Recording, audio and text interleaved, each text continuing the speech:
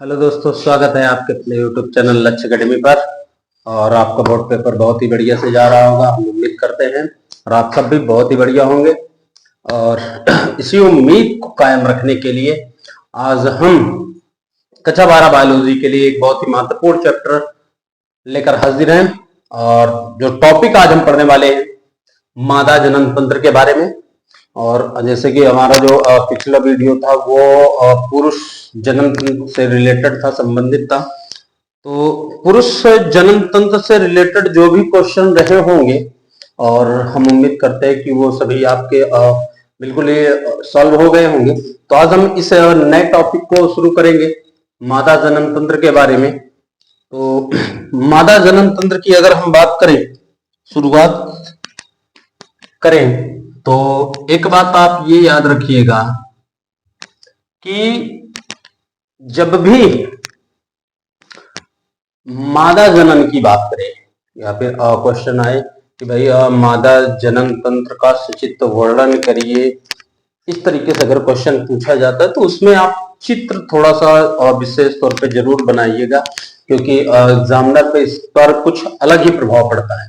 ठीक है, तो सबसे पहले हम इस जनन तंत्र में जो अंग हैं, ठीक है, जो मौजूद इसमें अंग आते हैं, उस अंग की चर्चा करने वाले कि भाई कौन कौन से अंग विशेष तौर पर इसमें उपस्थित होते हैं, उस अंग के बारे में समझ लेते हैं। तो आप ये ध्यान दीजिएगा कि इसमें एक जोड़ा अंडाशय होगा। ठीक है, कितने हो जाएंगे? एक जोड़ा अंडाशय इसमें आपको मिलने वाले हैं मादा जनन तंत्र में। ठीक है, और इसी के साथ एक जोड़ी अंडवाहिनी होगी, एक गर्भाशय होगा, एक गर्भाशय ग्रीवा होगी और एक योनि। इसके अतिरिक्त कुछ बाह्य जननेंद्रियां शामिल होती हैं। ठीक, यहां तक आपको चीजें आपको समझ में आ गई होंगी कि कौन कौन से अंग मादा जनन तंत्र में शामिल होते हैं।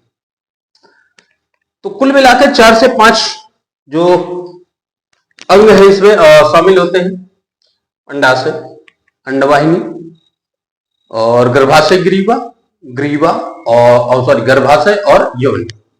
ये विशेष अंग इस जनन तंत्र के अंतर्गत आते हैं।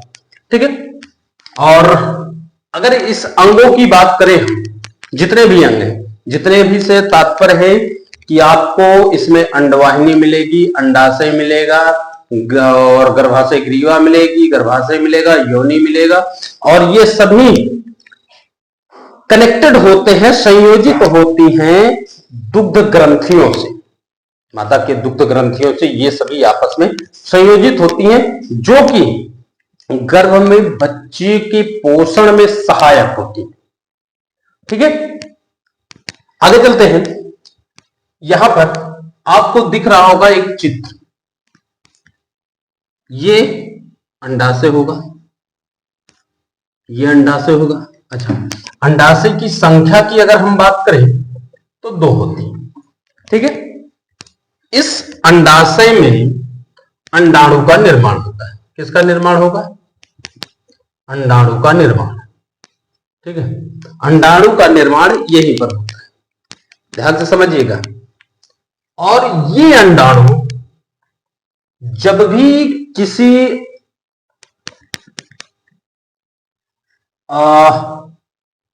मादा का जन्म होता है तो उसी दौरान ये अंडाणु बने हुए होते हैं, पहले से ही वो निर्मित होते हैं, लगभग 2.5 लाख के आसपास। ठीक है, कितना? 2.5 लाख के आसपास। ठीक है, लगभग 2.5 लाख अंडाणु एक में और इधर भी दूसरे में पहले से ही तैयार होते हैं।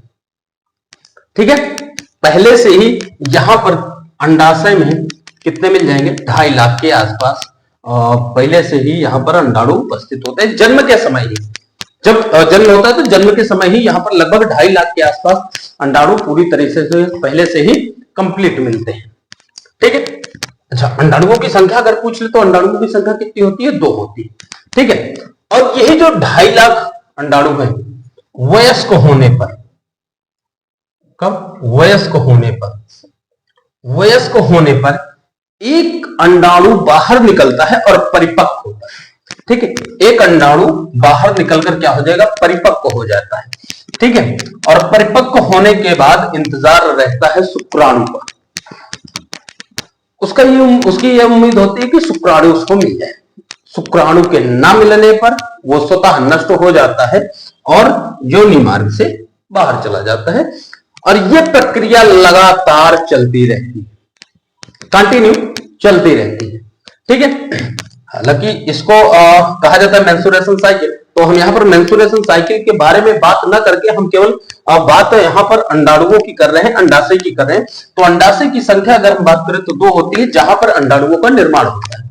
ठीक है, और लगभग अंडाणुओं की संख्या 2.5 लाख दोनों में होती है, और एक अंडाणु परिपक्व होकर बाहर निकलता है। ठीक है, एक चीज और ध्यान दीजिएगा कि यहां पर ये जो अंडाशय है, प्रत्येक 2 अंडाशय होते हैं, तो हर महीने अलग अलग अंडाशय में अंडाणु परिपक्व होते हैं।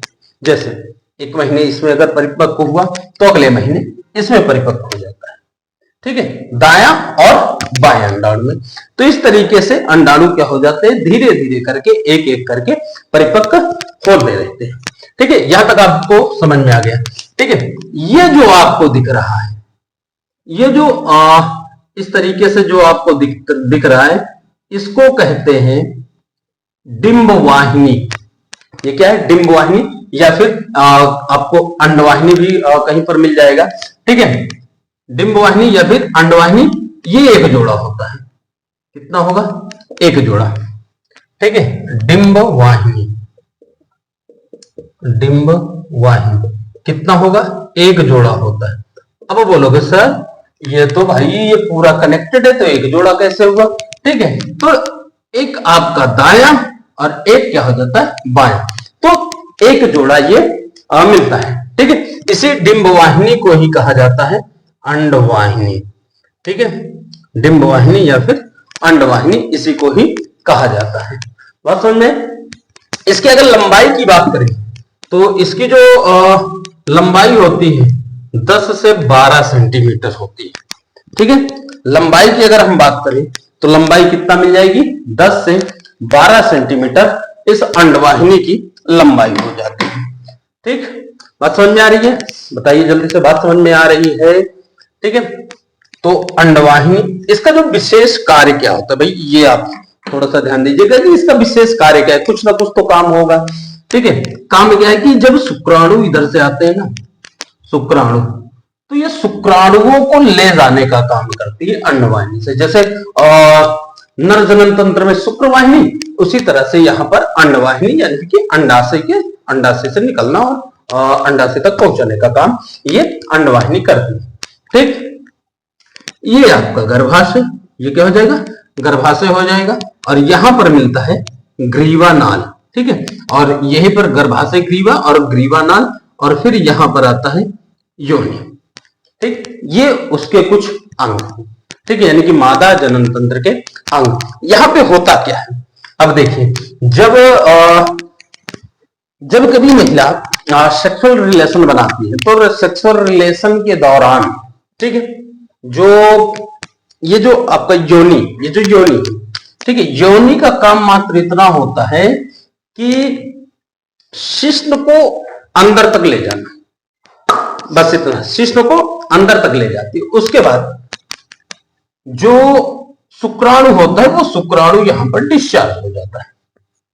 यहां पे शुक्राणु डिस्चार्ज होगा, उसके बाद शुक्राणु धीरे धीरे करके आगे बढ़ने लगते हैं। तो शुक्राणु धीरे धीरे आगे बढ़ेंगे, आगे बढ़ने के बाद कुछ इधर को जाते हैं, कुछ इधर को जाते हैं और कुछ सीधे जाते हैं। ठीक है, बात समझ आ रही। और यहां से शुरू होकर ये यहां तक पूरा अंडाशय तक एक अम्ल भरा होता है। यहां पे पूरे में एक अम्ल भरा होगा। ठीक है, इधर हर जगह पर एक अम्ल भरा होगा। और जो भी शुक्राणु आगे निकलता है, जो भी शुक्राणु इधर से आगे निकलना चाहेगा पहले, वो इस अम्ल में ही मर जाता है। जैसे ही अम्ल उसके ऊपर पड़ता है, वह शुक्राणु मर जाता है। तो दूसरा जो शुक्राणु है वो उसके ऊपर से होकर आगे बढ़ता है। ठीक है, और जो सबसे पहले यहां पर पहुंचेगा, ठीक है, ऐसा भी होता है कि भाई ये जो शुक्राणु होता है, शुक्राणु का जो जीवन काल, अगर हम इसकी बात करें, ठीक है, शुक्राणु का जीवन काल, शुक्राणु के जीवन काल की बात करें तो 20 मिनट मात्र होता है। तो 20 मिनट में उसको हर हाल में अंडाणु तक पहुंचना ही है, तो कुछ इधर जाते हैं, इधर तो उसको कुछ मिलने वाला है, तो यहां पर उसकी डेथ हो जाती है। उसके बाद पता चला इधर गए तो इधर अंडाणु नहीं, तो यहां भी उसकी डेथ हो गई। तो कुछ ही ऐसे हैं जो यहां तक पहुंचते हैं और अंडाणु मिलता है। इस क्रिया को कहा जाता है निषेचन। इस क्रिया को कहते हैं निषेचन क्रिया, यानी अंडाणुओं और शुक्राणुओं के मिलने से कौन सी क्रिया होती है? निषेचन क्रिया। और क्या बनेगा? युग्मनज। ध्यान दीजिएगा यहां पर कि जब नर युग्मक और इधर मादा युग्मक दोनों मिलते हैं तो बनता है युग्मनज। क्या बनेगा? युग्मनज। और ये युग्मनज कहां पर बनेगा? जहां पर अंडाणु का निर्माण हुआ है वहां पर ये बनता है। ठीक है, उसके बाद क्या होता है? जैसे ही दोनों मिलते हैं तो बाकी जो अंडाणु और शुक्राणु होते हैं वो निष्क्रिय हो जाते हैं, और निष्क्रिय होने के बाद सीधे कहां आते हैं? गर्भाशय में उपस्थित हो जाते हैं आके। ठीक है, यहां तक आपको समझ में आया क्या? जल्दी से बता दीजिए, यहां तक आपको समझ में आया क्या? बहुत ही इंपॉर्टेंट टॉपिक है मादा जनन तंत्र आपके लिए, अच्छे से इसको समझिएगा। ठीक है, एक बार हम रिवाइज करवा देते हैं आपको, फटाफट जल्दी से देख लीजिएगा। ठीक है, तो मादा जनन तंत्र में, मादा जनन तंत्र की बात करें तो उसमें जो मौजूद अंग है उस तंत्र में कौन कौन से होंगे? गर्भाशय होगा, ग्रीवानाल होगा और गर्भाशय ग्रीवा होगी। इसके अतिरिक्त क्या होता है भाई? अंडवाहिनी, जिसे हम डिंबवाहिनी कहते हैं, योनि, और ये सभी चीजें किसके साथ जुड़ी होती हैं? एक दुग्ध ग्रंथियों के साथ जुड़ी हुई होती है। ठीक है, अंडाशय की संख्या अगर हम पूछे तो अंडाशय की संख्या 2 होती है, जहां पर लगभग 2.5 लाख अंडाणुओं का निर्माण पहले ही हुआ होता है। ठीक है, और हुआ रहता है। इसके बाद अगर हम बात करें कि प्रत्येक महीने वयस्क होने पर, महिला के वयस्क होने पर प्रत्येक महीने एक अंडाणु परिपक्व होकर बाहर निकलता है और शुक्राणु के न मिलने पर स्वतः ही नष्ट हो जाता है और योनि मार्ग से बाहर चला जाता है। ठीक है, ये वीडियो हमारा कैसा लगा आप जरूर बताइएगा। मिलते हैं अगले दिन एक नए वीडियो के साथ, तब तक के लिए जय हिंद, वंदे मातरम।